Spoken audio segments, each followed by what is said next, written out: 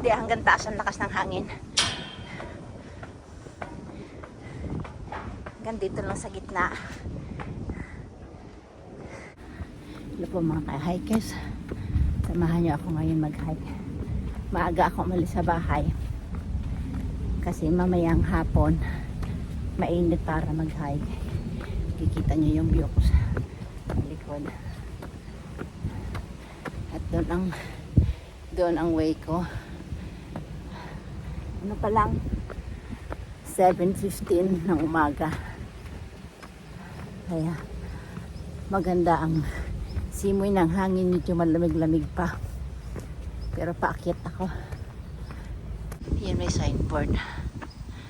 Ayun.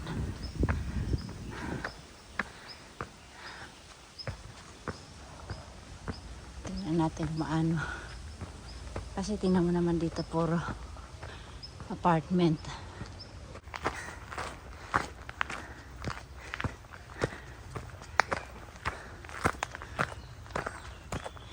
Tingnan nyo, sa lakas ng ulan, ganito yung daan. At saka, sobrang init din, kaya dried yung lupa. So, andito na ako. Merong way doon. Merong way dito. Ikita nyo? Doon ako aakyat. Pero mamimili ako ngayon ng daan. Daming troso. Ito kaya ako dadaan. Medyo okay ang daan dito.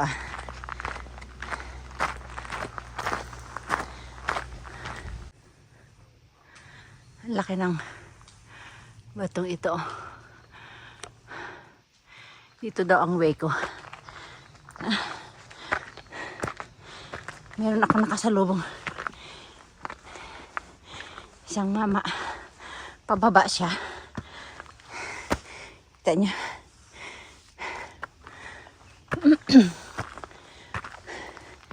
Masakit sa tuhod ito, babayin. Puro hagdan. Dito pala ako umikot. Yan yung bato.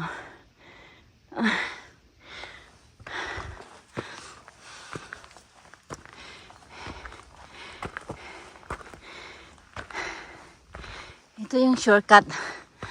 Oh my God, shortcut daw ito. Paakyat doon sa tower na yun na pinakita ko kanina.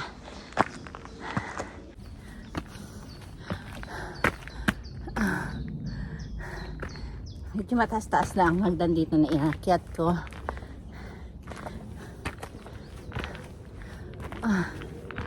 Meron pa pala dito.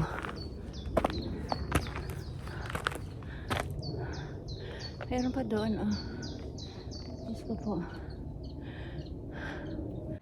Ikita dito yung part ng lake, At dito sa kabila. Pero makikita nga. Zurich City na yun nandun sa baba. Diyan ang daan ko. Kikita nyo po mga ka-hikers. Kikita nyo na yung tower dito. Malapit na ako. Ayan na siya. Ayan. At dito ako maglalakad. Merong patay na puno.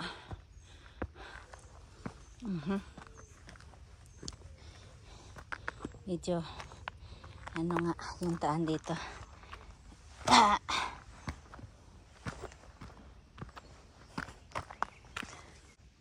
So, may maliit ulit na tulay dito.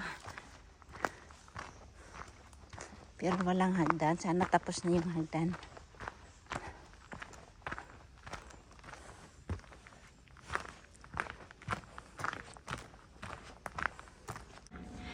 Ito uli hagdan. Buti na lang sa kondisyon ang tuhod ko, hindi siya sumakit.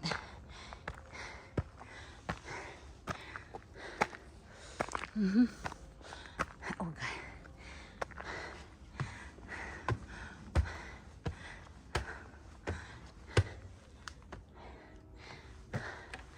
Ikot pa. Yan.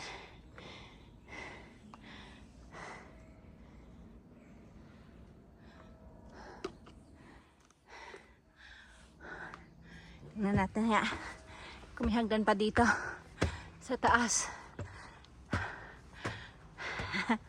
Oh my God. Walang katapos ang hagdan. Ito yung pasigsag na hagdan. Oh.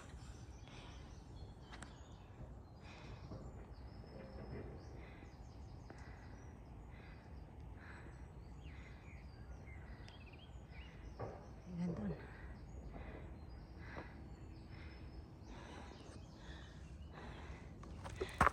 Sana wala na dito. Wala na daw. Ayan pa. Oh. Non-stop ang hagdan dito. Pag video dito ka na sa taas, hindi makikita mo na yung buo ng Zurich City. Pero mamaya dun sa taas, ipapakita ko sa inyo. Mas maganda doon. Ayan. Dito na nagtatapos yung ating hagdan. Dito na ako sa taas.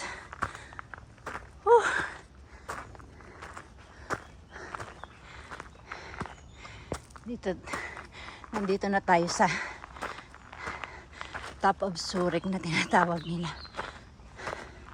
Papakita ko sa inyo kung saan yung tower, ha? Diyos ko po.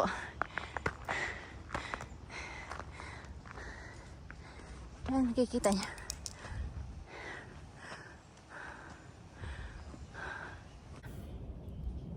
Iikot ko, ha? Merong isang tower dito sa likod. Yan, pwede yun akyatan hanggang taas. Meron nagja-jogging pababa. Yan ang taas. Kita nyo yung taas. Kaya ako dito. Pero hindi hanggang taas ang lakas ng hangin. Hanggang dito lang sa gitna. At isa pa, wala akong coins. Magbabayad ka kasi dito eh.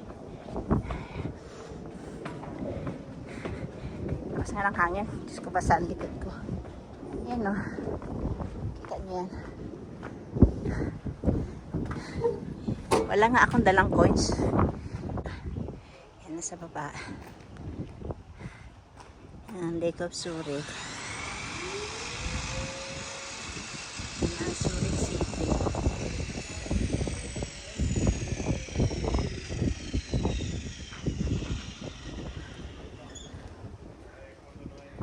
Ayan yung tower. Ito yung yan ang hotel dito.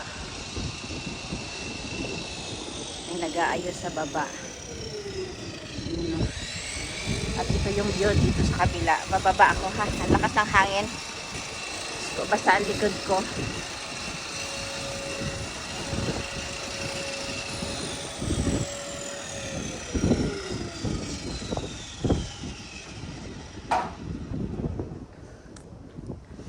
Yan ang magandang view kasi nga ang ganda ng sikat ng araw.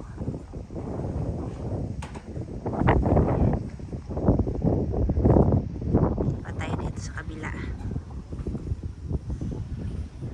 Yan.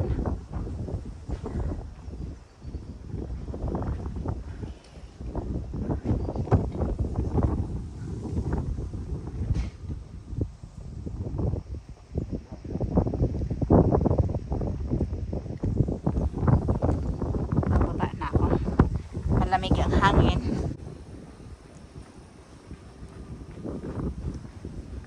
So,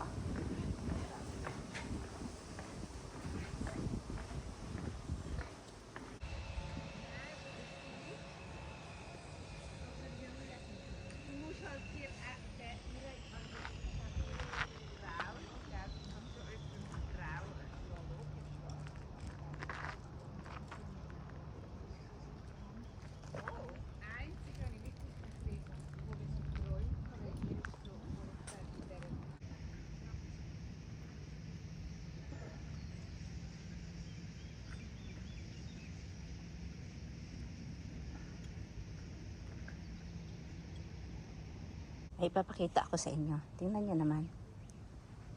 Kung ano yan. Dito, kasi mayroong umaakyat na nagbabike dito. Tapos, naglagay sila dito ng mga tools na para mag-control sa bike mo pagbaba uli. Ayan sila, sari-saring tools ang nilagay nila. Diba? Yan ang service nila sa mga nagbabike. Isasabit mo dito yung bike mo. Ayan. Diba maganda? Lalakarin ko pababa sa kabilang side. Pero may train dito pababa. Itong pinili kong daan, nakala ko walang hagdan.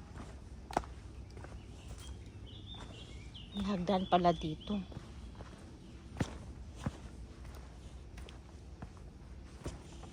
Ayan o. Dami din ano. Pero ang ganda pakinggan ang sipon ng ibon.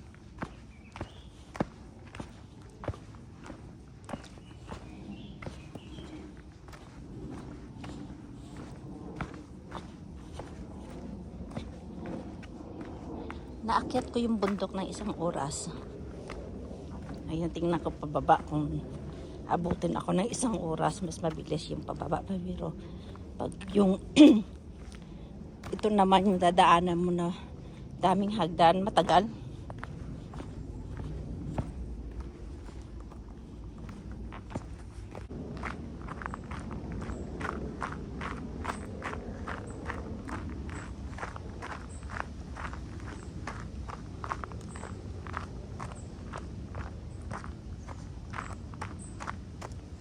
Kahit na dito, kita ang view dito sa kabila.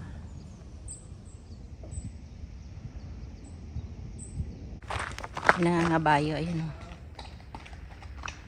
May umaakyat din na nagbabike.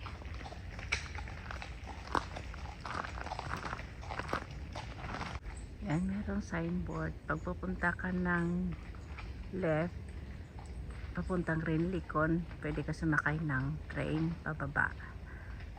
Papuntang Trimle, 35 minutes lalakarin. At lalakarin ko na lang. Alam nyo yung ito, yung naka-imbak dito. Ilalagay nila dito yan o, sa daan. Nandito na ako sa kabilang side ng bundok. At dito ako dadaan.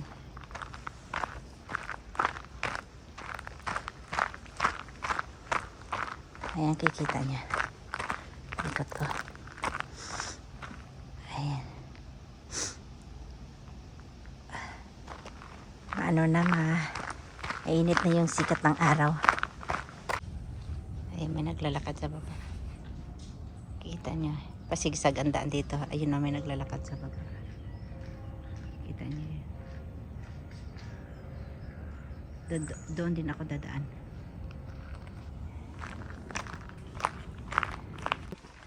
Daming estudyante nag-hike ngayon oh. Kasi nga mainit sa loob ng school. Kaya nag-hike sila. Kasama yung kanilang teacher. Bitsi. Meron pa sila doon.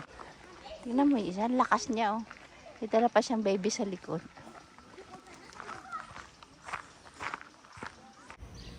Ayan.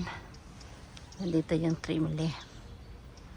Ito yung station ng train. Pero titingnan natin kung gaano kataas itong tinatayuan ko. Ayan. Ayan. Kita nyo.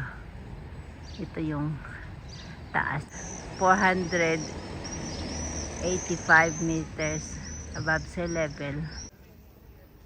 So dito ako maglalakad kasi nga malilim, may dadaan na train.